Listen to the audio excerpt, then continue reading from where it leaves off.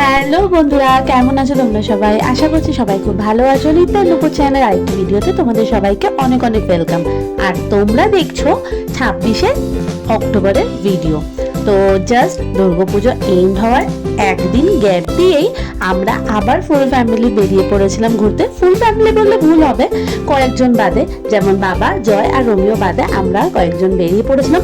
কোথায় গিয়েছিলাম সেই ভিডিওটাই আজকে তোমাদের সাথে শেয়ার করবো। এই দেখো আমাদের মিষ্টি রানী, আমি তো আছি, কারণ না হলে ভিডিওটা করলো কে, তাই না? তো চলো কোথায় গেছিলাম সেটা তোমাদের সাথে তাড়াতাড়ি শেয়ার করে দিই, কথা না বাড়িয়ে। সবাই মিলে গাড়িতে গল্প করতে করতে পৌঁছেও গেলাম আজকের ডেস্টিনেশনে। আর রাস্তায় অল্প বেশি জ্যাম ছিল সেরকম না, তো ওই জন্য আমরা তাড়াতাড়ি পৌঁছে গেছি।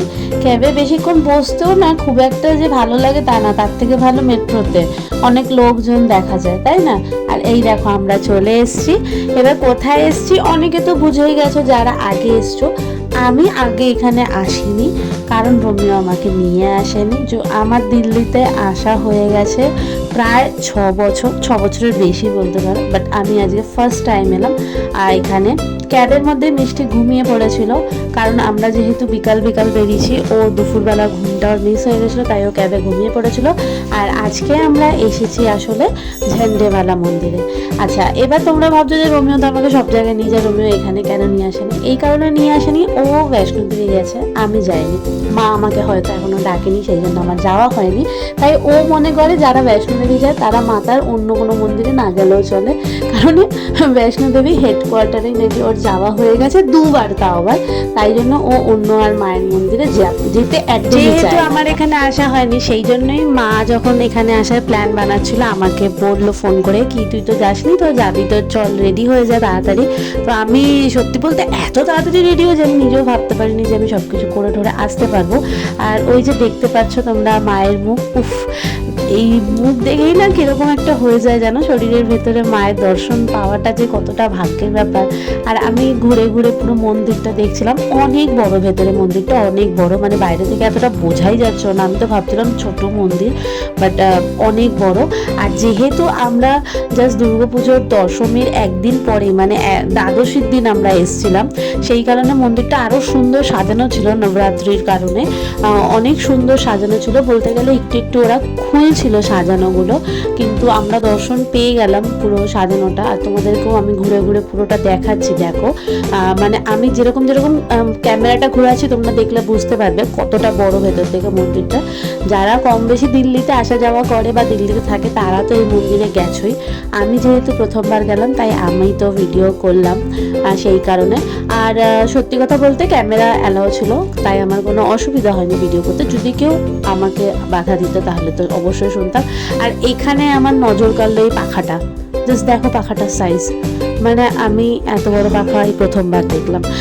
যাই হোক, খুব সুন্দর সাজানো ছিল, দেখতেই পাচ্ছি। এটা অনেকটা বড় একটা হল ঘর মন্দিরের সাথেই একদম।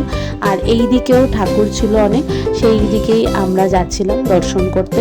আর এরই মধ্যে মিষ্টিও ঘুম থেকে উঠে গেছে, তো ওর পেছন পেছনেই আমাকে ছুটতে হচ্ছিলো। ও যেদিকে যাচ্ছিলো আমাকেও সেদিকেই যেতে হচ্ছিলো। এবার একটু পরে ওকেও খাইয়ে দেবো, আগে ঠাকুরের দর্শন করে নিই, প্রণাম সেরে নিই, তারপর ওকে খাইয়ে দেবো।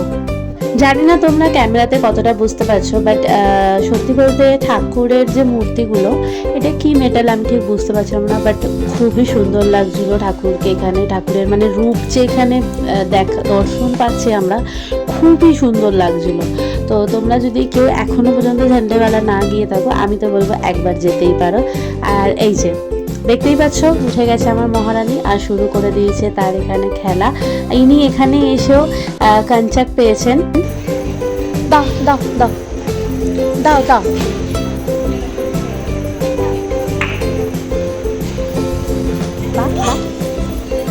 বলতে নেই, মিষ্টি যেখানেই যায় সেখানেই কাঞ্চাক পায়, বা ওকে মা হিসাবে, কন্যা হিসাবে, মেয়ে হিসাবে যে যেরকমভাবে খুবই ভালোবাসে। আর আমার সত্যি বলতে মা হিসাবে সেটা খুব ভালো লাগে দেখতে, যে আমার মেয়েকে সবাই খুব ভালোবাসছে।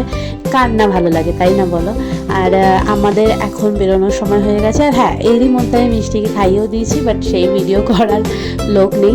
তারপর এনাকে আমি ব্যাগে পুরে দিলাম, কারণ ইনি মানে অন্য দিশাতে অন্য লাইনে দৌড়ে পালিয়ে যাচ্ছে, কিছুতেই আটকাতে পারছি না আমি। সেই কারণে আমি এনাকে ব্যাগে পরে নিয়েছি। আজকে যেহেতু রোমিও আসেনি, তাই আমার জন্য একটু হ্যাট্রিক বিষয়টা, একা একা পুরোটা সামলানো মিষ্টিকে। আর এবার আমরা যাব শিবালয় দর্শন করতে। এই যে তোমরা টিভিতে যে দেখলে, স্ক্রিনে যে শিবের লিঙ্গটা তোমরা দেখলে, ওখানেই আমরা এখন যাব। তো সেই দিকেই আমরা এগোচ্ছি। মা গেল হচ্ছে ওয়াশরুমের দিকে, মা বললো পরে আসছি, তুই দর্শন করে নে।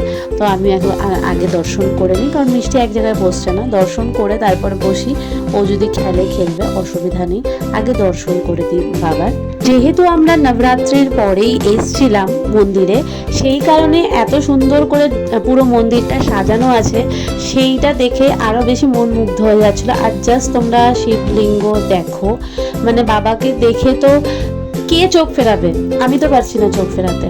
তারপর বেরালাম মন্দির থেকে, আর পেয়ে গেলাম এই প্রসাদ আমাদের হাতে। পার হেড সবাইকে একটা করে দিচ্ছিল। আর ওইদিকে মা গেছে আবার চায়ের লাইনে, মানে এটাও কিন্তু এই মন্দিরের প্রসাদ। এই যে চা যে দিচ্ছে, এটাও মন্দিরের প্রসাদ। তারপরে আমরা সবাই বেরিয়ে গেলাম। আমি চা নিইনি, সত্যি বলতে প্রসাদ হলেও আমি নিইনি, আমি জাস্ট মাঠ থেকে একটুখানি ছুঁয়েছি যেহেতু প্রসাদ। তারপর আমরা বাড়ির উদ্দেশ্যে বেরিয়ে পড়লাম, ক্যাব নিলাম ওখান থেকে। আর আসার সময় অনেকটা ট্রাফিক ছিল, আমাদের আসতে অনেকটা টাইম লেগেছিল, কিন্তু যেহেতু অনেক লোক ছিলাম তাই বক বক করতে করতে সবাই মিলে চলে এলাম। আমি তো চুপ করে থাকতে পারি না। আর তো ঠিক আছে, কেনই বা চুপ করবো বলো, আমরা সবাই মিলে গল্প করলে কার না ভালো লাগে, সবসময় তো একা একাই থাকি। তারপর বাড়িতে এসে ইনি দুজনে খেলতে শুরু করে দিল। আর এখানেই করলাম আজকের ভিডিওটা এন্ড। তোমরা জানাবে ভিডিওটা কেমন লাগলো, যদি ভালো লাগে তাহলে একটা লাইক শেয়ার কমেন্ট করে দেবে। আর হ্যাঁ, চ্যানেলটা অতি অবশ্যই সাবস্ক্রাইব করে দিও, সাবস্ক্রাইব করে দিলে আমারও ভালো লাগবে। দেখা হবে খুব শিগগিরই নতুন আরেকটা ভিডিওতে। ততদিন সবাই খুব ভালো থেকো, সুস্থ থেকো, নিজেদের যত্ন নিও। আর হ্যাঁ, অতি অবশ্যই আমার পাশে থেকো।